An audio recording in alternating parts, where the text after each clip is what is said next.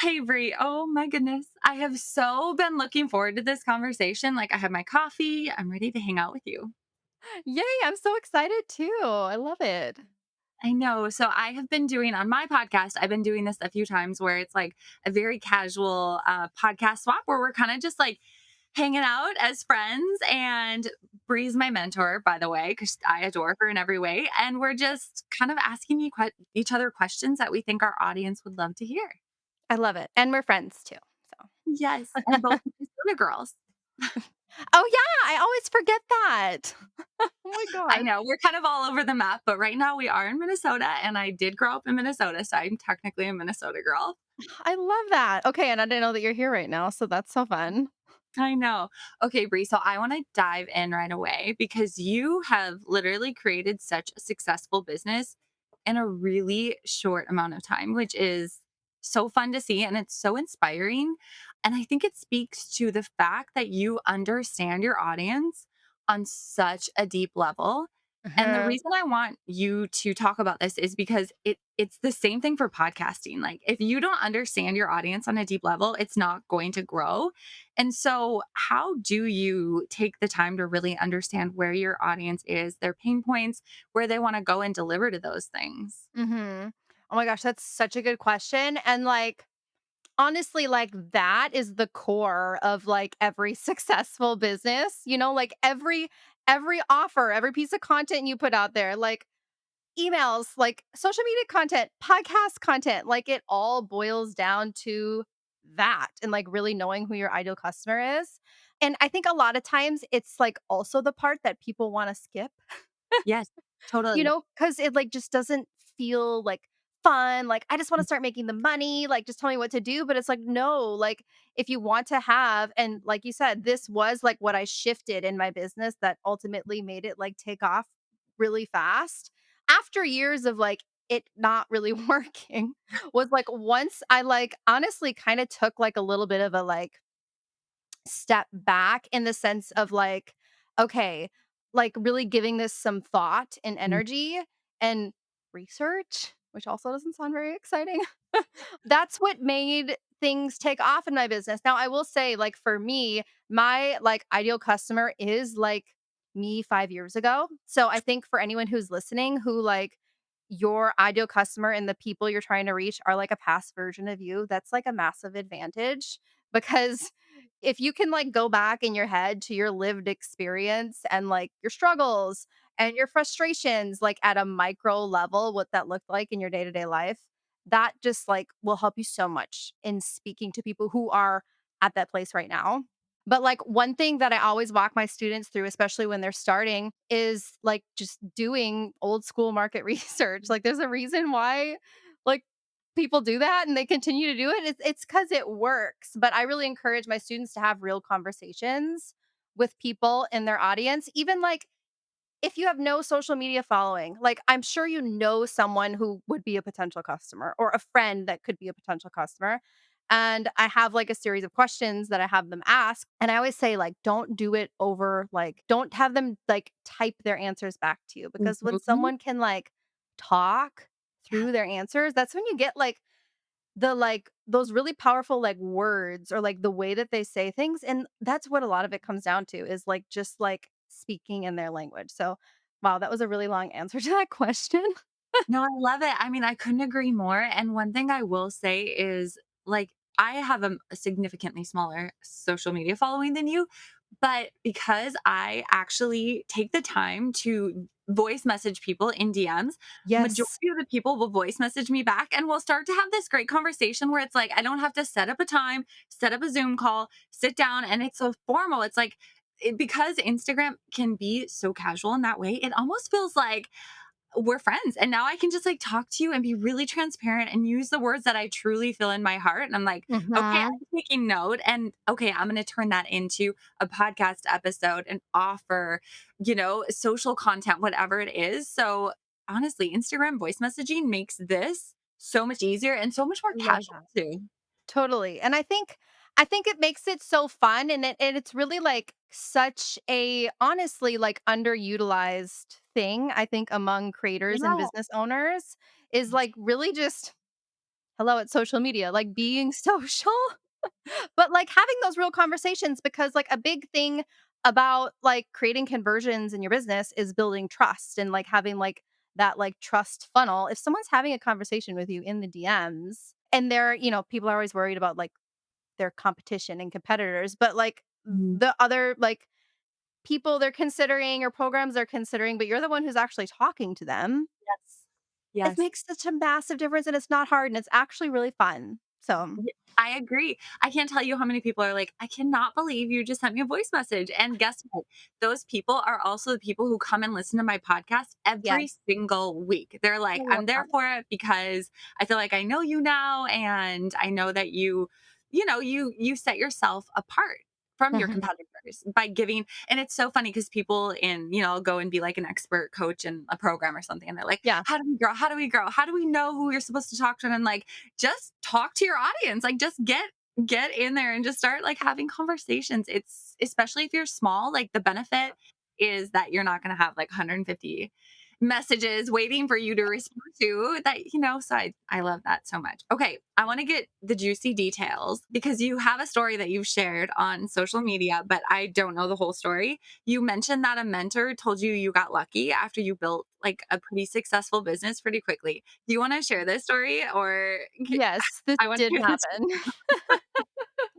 Yeah, so which it was very interesting and kind of telling for me. So basically, for those of you who maybe don't follow me or haven't heard me talk about this, I had like for years in my business, I had a how do I give the Cliff Notes version of my story? So Right. like I started this is like how I started. I had an online boutique and I scaled that successfully on Instagram to multiple six figures.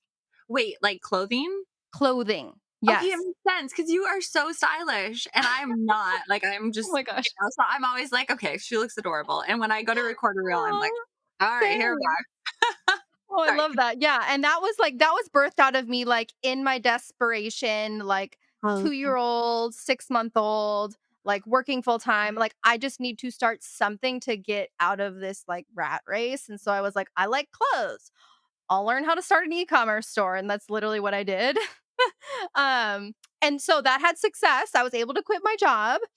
And there's a lesson in that of just, like, taking quick action and being willing to learn. But so, like, I grew that successfully. It was all organic on Instagram. So I made a course essentially, like, teaching other e-commerce businesses how to sell more of their physical products on Instagram. So that was my first course, and that was a higher ticket course. And I just, like it did okay, but it was, like it had a good launch, but then it was like a struggle bus for a couple years to sell it. And like in the back of my mind the whole time I was like, I just like really want to create something to help women like get started with like low investment and start making money from home somehow. And I kept kind of ignoring that nudge to like dive into low ticket because my Yeah. coach at the time and a lot of other coaches honestly were like, "No, no, no. Like, you cannot make significant money if you're not selling something that's at least $1,000." Mhm. But it wasn't working anyways. So I was like, "You know what?" I told my coach, I was like our, like, contract was up or whatever. So I was like, "I just need, like, time to myself. I'm gonna just kind of, like, reassess, and I'm gonna, like, just do things my way, kinda like screw the rules mentality." And that's when things shifted in my business and I started to offer low ticket digital products and it scaled really fast. And then that coach did come back to me and she was like, "I just think you got really lucky." Mm, I don't okay.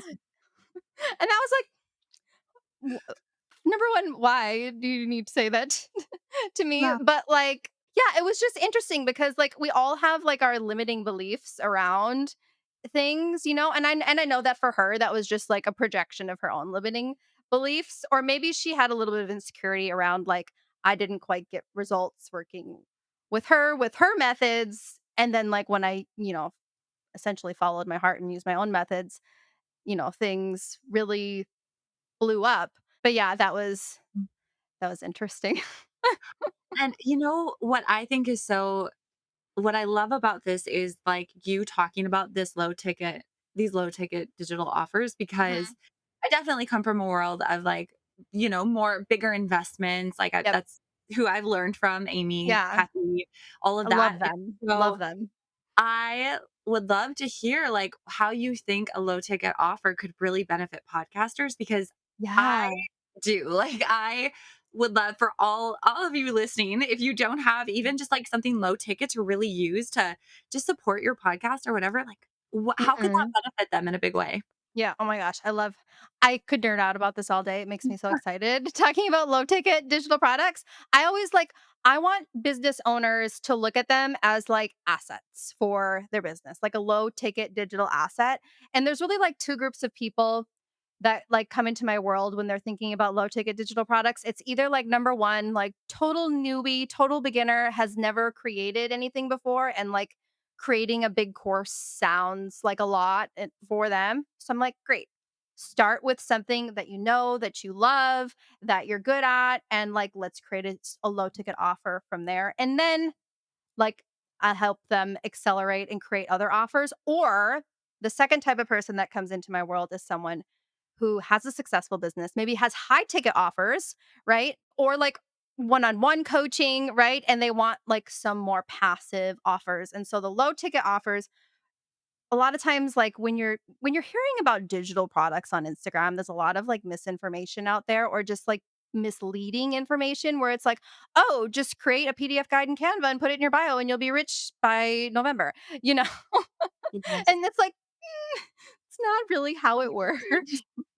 But, like and it doesn't happen overnight, but if you can be intentional and Kylie, you know this because 'cause you've been in my accelerator program, I really teach people about creating a very intentional low ticket offer that essentially acts as like a taster or like appetizer for the rest of everything else that you have to offer.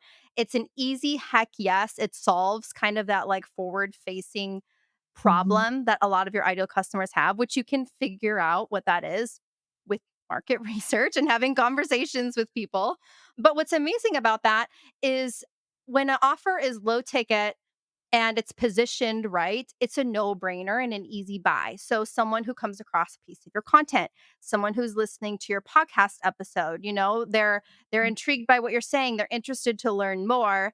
Instead of immediately sending them to a funnel to sell a high ticket program, you can get a sale from them for something low ticket. Immediately they're a customer, so that's the warmest type of person for another purchase, but then they get a feel for you and your teaching and they have these aha moments, they have these transformations. And then that's when customers will start to like binge buy all of your other things. And obviously there's like strategy we put inside the actual low ticket offer funnel as far as like bump offers and upsells and all of those things. But I think buyer behavior online, I think we're almost in like a trust recession Yeah. where like the people just like don't trust as much as they used to online because maybe they've been burned or maybe they've been let down or scammed or whatever. But if they can spend, 27 bucks to them, it's like, drop in the hat. I'm willing to take a risk on 27, 47, whatever it is. But then immediately they're like, okay, this chick's the real deal. She can help me. It eases the buying process and you're making money on the low ticket on the front end, but then it can sell your high ticket offers for you too. So I I love love it. that, and it just reminds me so much. So, like, I teach a big part of what I teach is a podcast first funnel or a quiz funnel that, I love that.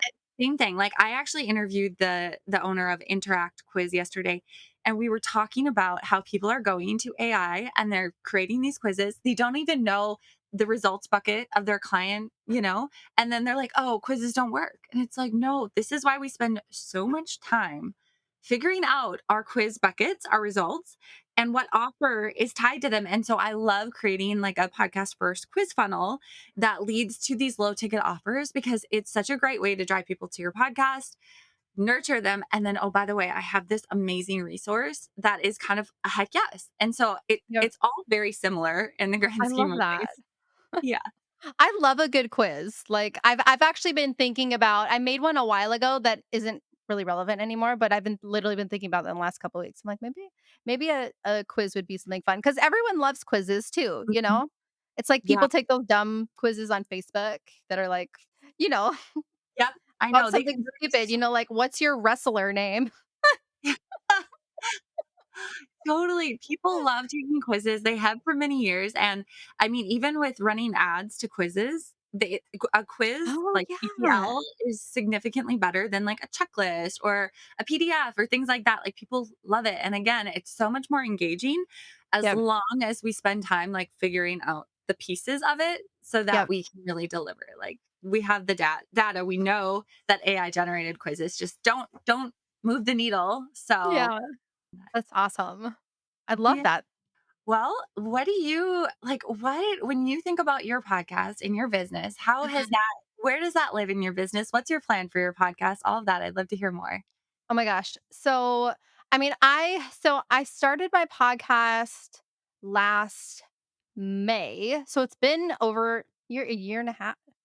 I can't do math, quick math. It's been over a year since I've had my podcast.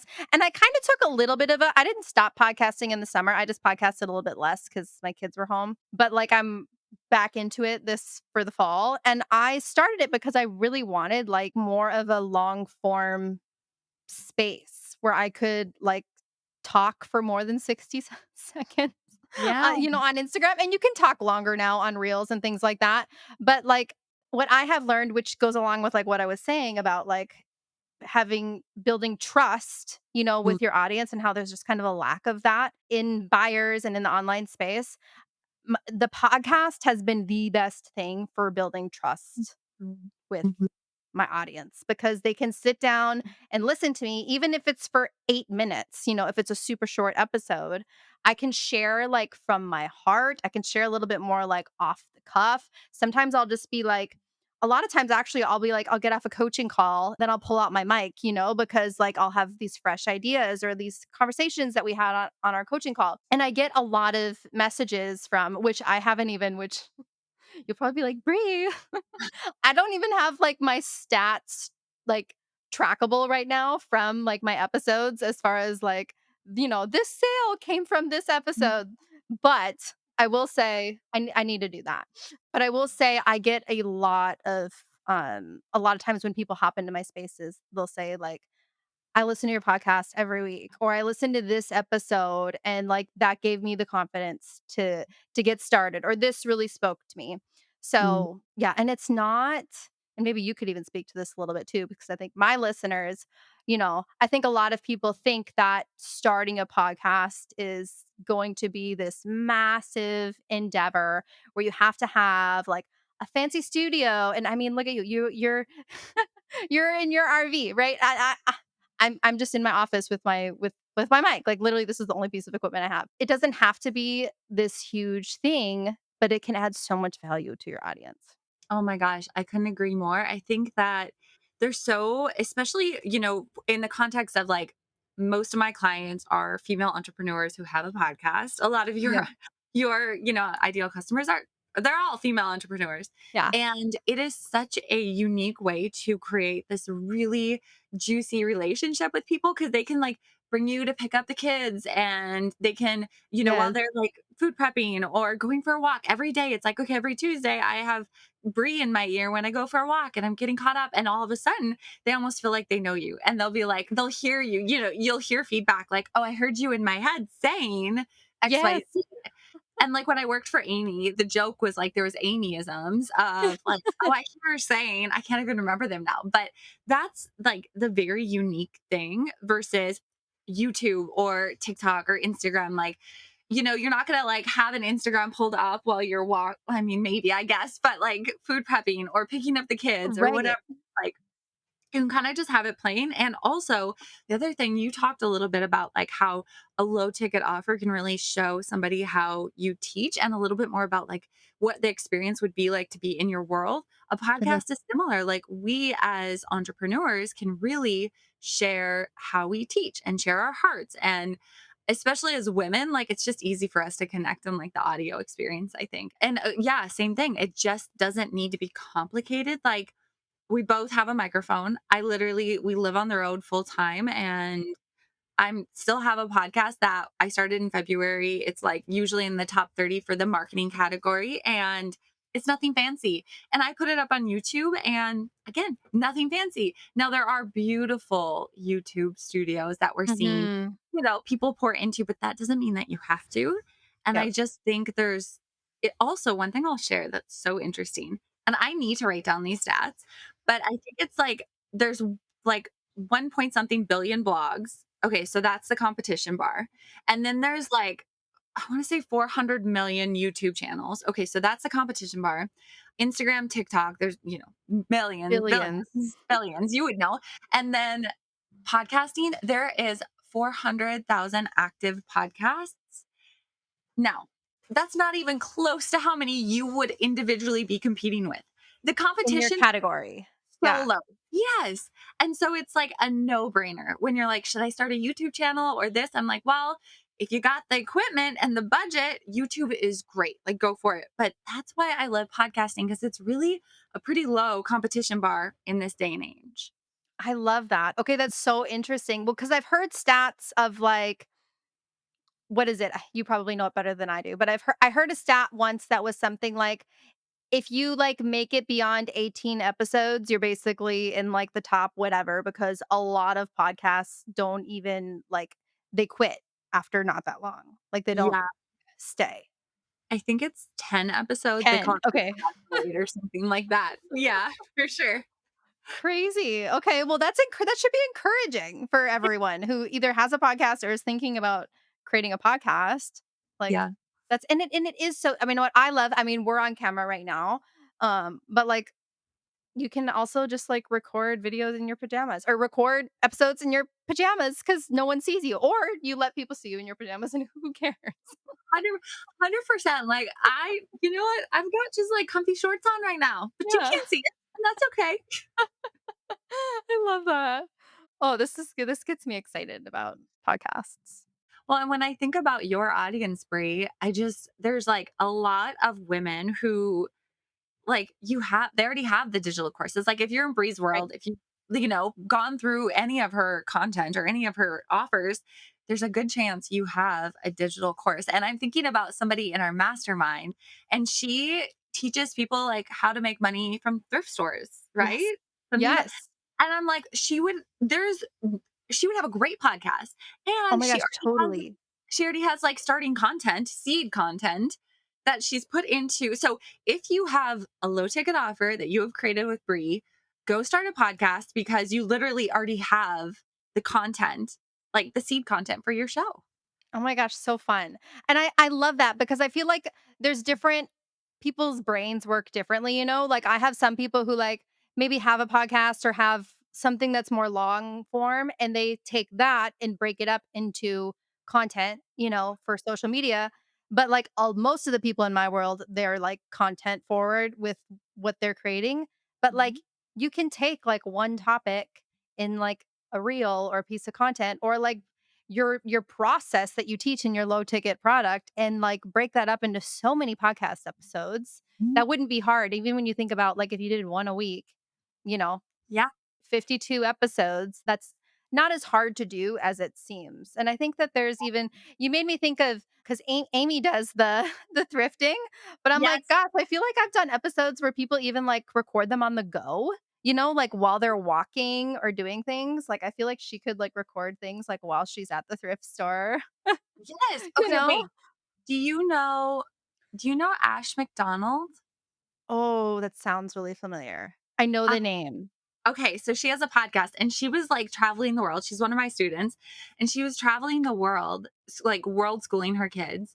And she's a That's therapist and she amazing. would just take out her phone and go for a walk and like do a download for her show. And people would come back and be like, I love like hearing the horns beeping or like the dogs barking. It just felt like I was there with you and I was like Yeah, going for a walk with a friend. So it's I so, love so that. nice to keep it that simple. And then in terms of like people who do have a podcast, it's so easy to take any content from your show and just like Yeah. use it across. Like, I always say, I want to see podcasters use their show and the content of their show as the cornerstone of their business. Because why create more content when you're like sitting down to create this content? Use it Oh my across the gosh. board. And then when for content first people who might not have a podcast, it's like, go back, look at all your great performing content, and then create an episode that expands on that topic or that's Mhm. real. And so it's really easy to make the connection without like exhausting yourself, I would say. Totally, totally. I like repurposing is like the name of the game. Like you don't have to keep coming up with new stuff. But yeah, I mean like even that's another honestly thing that's been and I haven't posted so much podcast clips lately because I did less in the summer. But like, oh Yeah. my gosh, like one podcast episode, if it's like a 20-minute podcast episode, I can get at least 10 little like micro clips that I can turn into reels, Mhm. or I can turn like a part of the conversation into a carousel post. Or But it's like I don't have to create anything new. I literally just take yeah, what was in the episode. So, yeah. 100%. And what else is actually working really well? So these perform better than Reels. If you take okay, so how many episodes do you have at this point, Brie? Do you remember? Oh gosh, how many do I have? I think I have 70 something? okay, now I'm gonna look because I don't even know. Okay, so let's say somebody has like I 100 should episodes know this. or 50 episodes even. You take 3 to 5 of your best performing episodes, put them into a little themed bundle, and then set that up as like your lead magnet because people love that. Yes. 'Cause it's so easy for them to and also it's great for new podcast listeners because if they go to your show and they're like, "Oh my gosh, I don't know which one to start with, which one's the best." I don't wanna start one that's a bust, right? So we're Right. like, take these 3 to 5 episodes that are so good, and we're curating them to make sure the experience is great, and Yeah. they're signing up for this, just like you would with any other checklist or something. They sign up, they give you their email, you send them the episodes, they listen to them, and they're like, "Okay, now I'm hooked."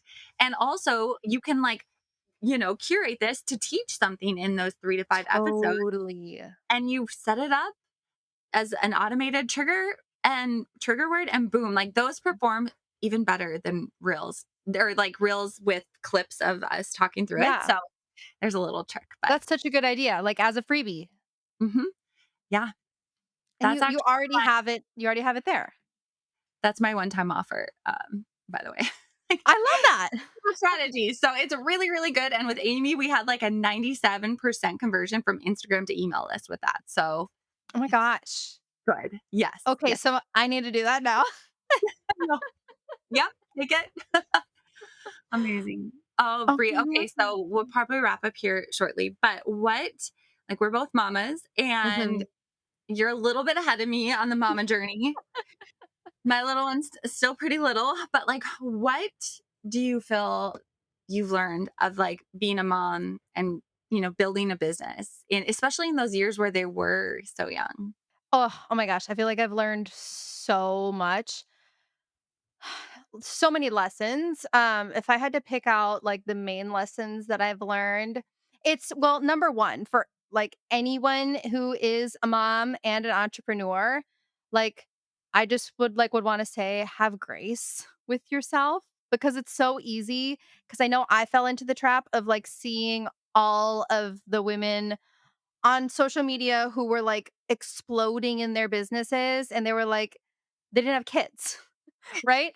And, like, it's just different. Like, growing a business with kids is different than when you don't have kids. Like, they just take up your time, Yep. and as they should, and, like, they're more of a priority than my business. So, like, for me, I, like, had to come to terms with, like, you know what? It's okay if, like, I'm moving at a little bit of a slower pace Mm, than some other people because I'm keeping, like, my priorities in check, and I'm, like, not gonna sacrifice, my family to grow this business. So I just had to like, be intentional about creating structure around my business, which naturally I don't like to do. I'm okay. like more of a like fly by the seat of my pants, like kind of Ah, person. I like having like, which is probably why I love like low ticket passive products because I don't like having like a strict schedule, but I started adopting that in my business where I was like, okay, these are my dedicated work times. And yes. a lot of times it did in the early stages of my business look like if they went to bed at 8:30, like 3 nights a week, me working until Mm, 11, you know? Like, there were some late nights and there's seasons, you know? Even now I have seasons in my business where I'm, like, working and grinding a little bit more, and yeah. there's some that just feel like they're easier in Mm, flow. And now my kids are a little bit older, and now they're in school, so I feel like I have the most time to work on my business that ever had. So good. Because my youngest, she just went into 1st grade, so she's off every day at school with the big kids. But also, like, it's just, for me, it's every Sunday night, I sit down and make, like, I kinda do, like, a brain dump of all of the things that I feel like I need to get done just to get it out of my head and on paper, and that alone, like, frees up Mm, like, the brain clutter, and I feel like helps me be more, like, it opens up my brain for more creative thinking, if that mhm, makes sense, mhm. you know? Yes. But then I'm like, "Okay, what are the things I actually, like, need to get done this week? What are the things that are, like, needle movers, and what are the things that are a little bit more like, okay, this is just kind of a project that we're gonna work on?" And then, like, I plan out my days and, like, okay, I do the needle moving things fast. Like, I tell my students, like, the money making tasks, which most of the time is, like, gonna be content creation in some form, marketing, emails, content. Like, that's usually what it's gonna be. And I like to structure my time in, like, days so I don't feel like, almost like what's that word that people use? Time it's a time management phrase. I can't think of it off the top of my head. But instead of like, okay, I have like 5 different things I need to focus on, like, okay, I'm gonna make my reel at 9 AM and then I'm gonna answer Good. emails and then I'm gonna da da da da da. I'm like, okay, Monday is CEO day. And that's when I do all the behind the scenes stuff, like all of the, recapping, like getting with my assistant, which I used to not have an assistant, need an assistant in the beginning, right? And then like this is my day where I create more content, and that has helped my brain space a lot, and it's helped me.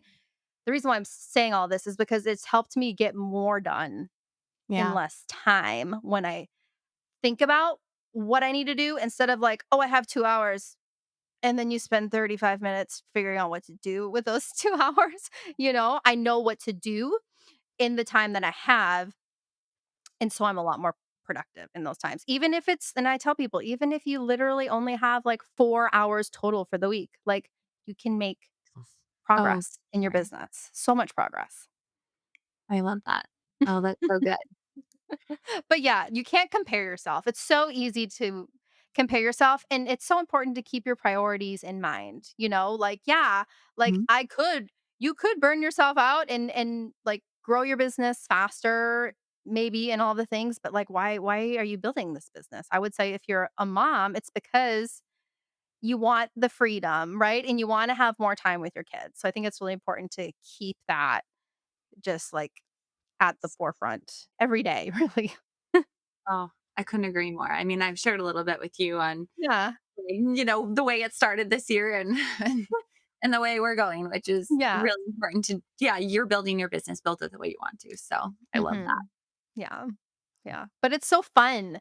Like, it's been so fulfilling being a mom and a business owner, like, that's a big message to me for women is like, no, like, your kids don't have to be a thing that stops you from growing your business. Let them be fuel for your business. Like that's what once I started having kids, I was like, "Oh my gosh, it's not just about me anymore." Yeah. It's about like them and our future and I want to create a legacy for them even if it takes time. And this is something I told myself in the beginning of my business. I said, "If someone came to me and said, "In 10 years, I guarantee like if you do this for 10 years, I promise you in 10 years I'll give you a check for $1,000,000." Would I do it?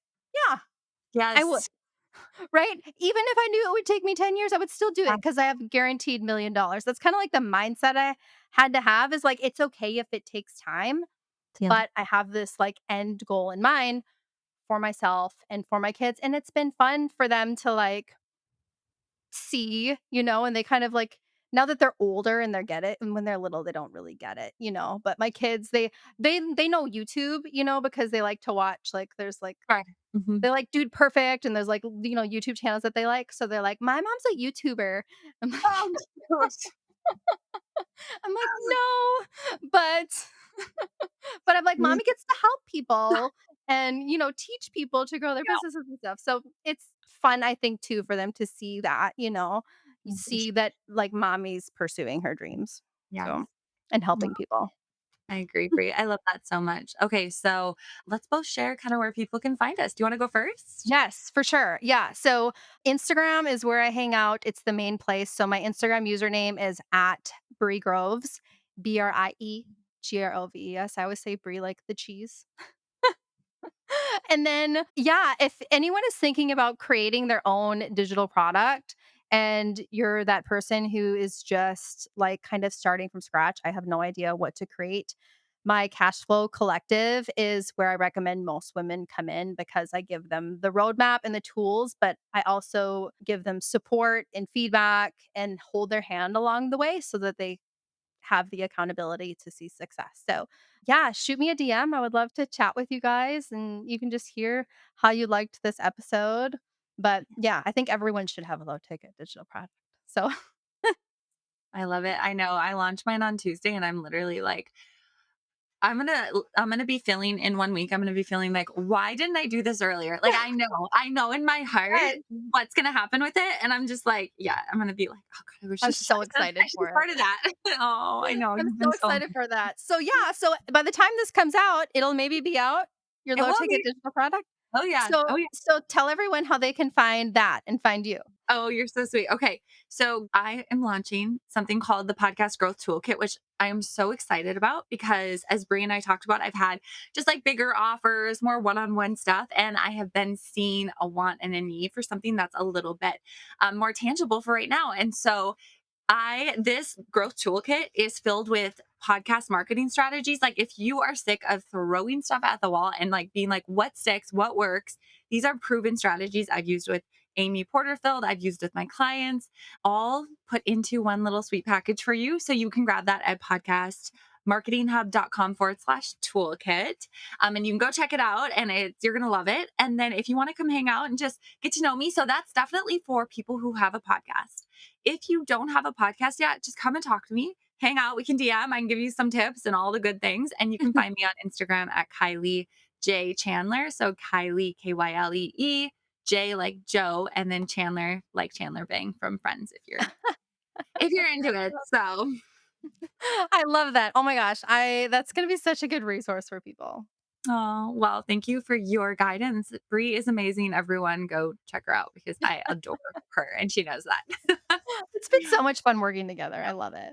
Yeah. Well, thank you so much for this time today, Brie. It was such a blast. And I think our listeners got a lot of really good stuff. So Thank you. I loved it too. And yes, I would love to hear you guys as you're listening to this.